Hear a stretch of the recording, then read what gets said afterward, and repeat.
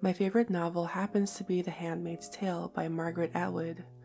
It was published 1 year before I was born. The beauty of Margaret Atwood's writing initially drew me in, but the story itself drew me in further. Both the women and men are separated by color and therefore class, and being separated by class, they have their own values for what they can offer to society and how they are valued in society. As the world they live in is very religious and the government itself is based off a sort of misinterpretation of the Old Testament, the women in the novel are treated very harshly and poorly. They use parts of the Bible to excuse their behavior towards women as well, while insisting that men are the more superior gender. The gender roles themselves in this novel are heavily enforced, with no delineation whatsoever.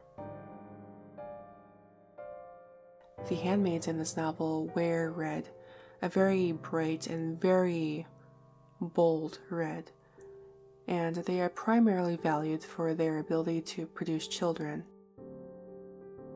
In the world they live in, there is a declining birth rate due to infertility rates rising up. So these handmaids and their ability to have children become very, very useful and very sought out in this society. This does not mean they have more rights, however. In fact, they have basically no rights at all. Each handmaid is assigned to a high-ranking man, which in this novel is called either an angel or a commander. In the novel, the handmaid herself is assigned to a commander and his wife, and her main purpose in the novel is to bear a child for that couple. In a bizarre ritual, the handmaid, the man, and his wife gather in a room to read from the Bible and pray.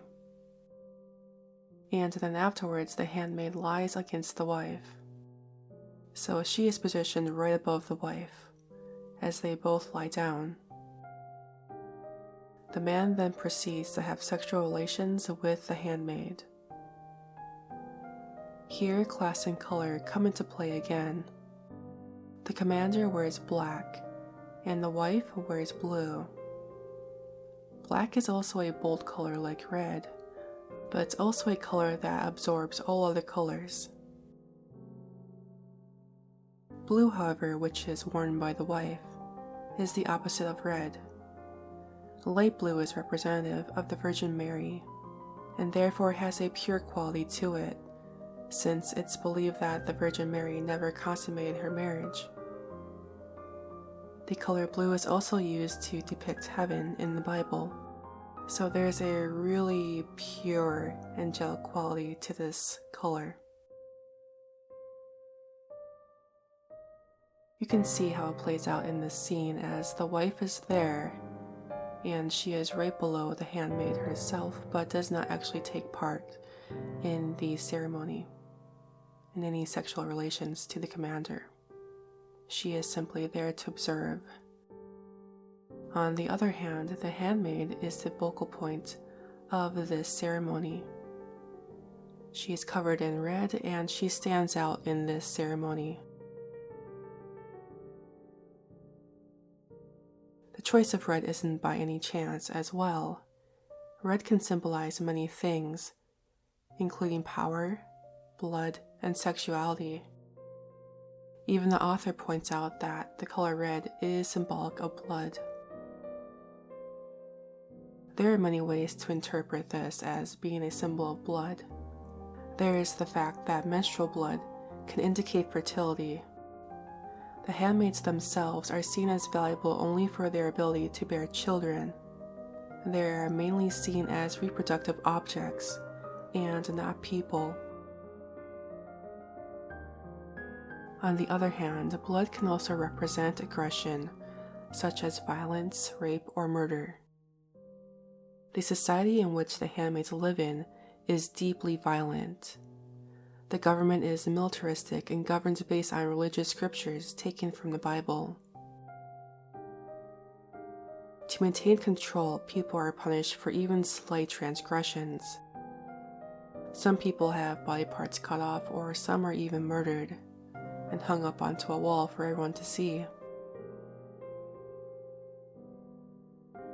One of the major themes in this story, aside from its strict divisions of gender and color, is how religion can be manipulated to control the masses.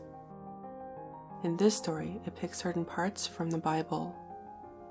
It uses the Bible to excuse the need for authoritarian rule, especially towards women.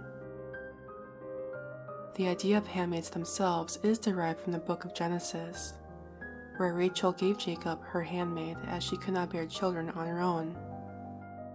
Of course, this ignores the fact that this would be considered adultery, however, which definitely breaks the 7th commandment, which is thou shalt not commit adultery. However, the government portrayed in the story not only condones this, but has created an entire social class of women who are forced to participate in it. Religion here is being used as a weapon, and not as a means of helping others, or awakening somebody's spirituality, or creating a community. To create my own interpretation of this novel, I envisioned how I wanted to portray it, and its most important aspects, with makeup. Now, in the novel itself, it's very clear from the writing that the handmaids themselves do not wear makeup and are not allowed to wear makeup. In fact, in one part of the novel, the handmaid herself details how she uses a small slab of butter to moisturize her face. So things such as skincare and makeup are not something they have any access to. So I decided to focus on the themes of religion and color. In this case, a cross and the color red. I decided to draw a bloody red cross across my entire face in a very specific way. So across my eyes, over my nose, and over my mouth, but not over my ears. By not covering the ears, I wanted to show that the handmaids are still receiving propaganda and are hearing it. However, they can't speak back, and most of their senses are covered by the cross. The color red not only represents the handmaids themselves, but the color of blood and the color of regression, and how it's painted onto my face is done so in a very crude and almost in a way that looks like it's been burned onto my face. So it's not symbolic of anything that's deeply spiritual or even positive. It's supposed to be very bloody looking and almost like it was forced onto my face. For many people in this society, even if they're not a handmaid, they're forced to believe what the government wants them to believe. And if they don't, they risk being hurt or murdered. Religion in this case is being used to control people and to force certain agendas onto them and brainwash them. This is not a criticism of religion itself, but how religion can be used in very negative ways. While the current world we live in isn't as extreme as in The Handmaid's Tale, there are certain aspects of it that are present in our society. People are treated differently based on the color they wear, or in this case, the color they've been born with, their skin color that is.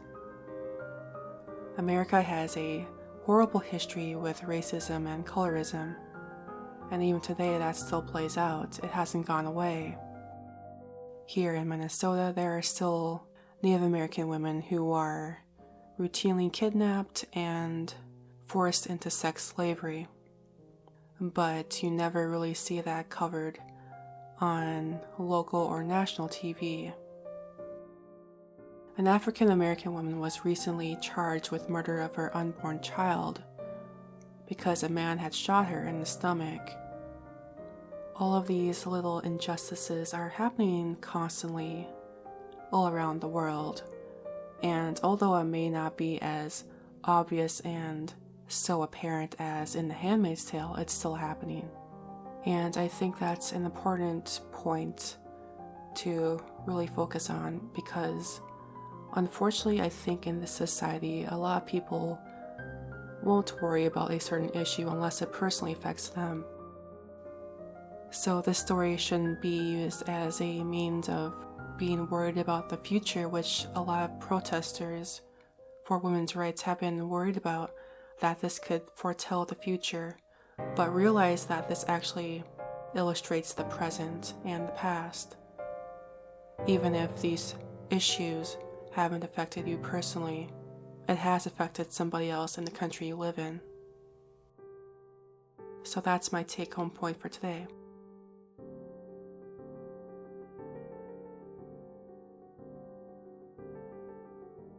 Thank you all for watching this video. If you wish to support future videos like this, then please check out my Patreon. Doing so will allow me to create more videos like this. I will see you all later, and I hope you all are doing well. Bye.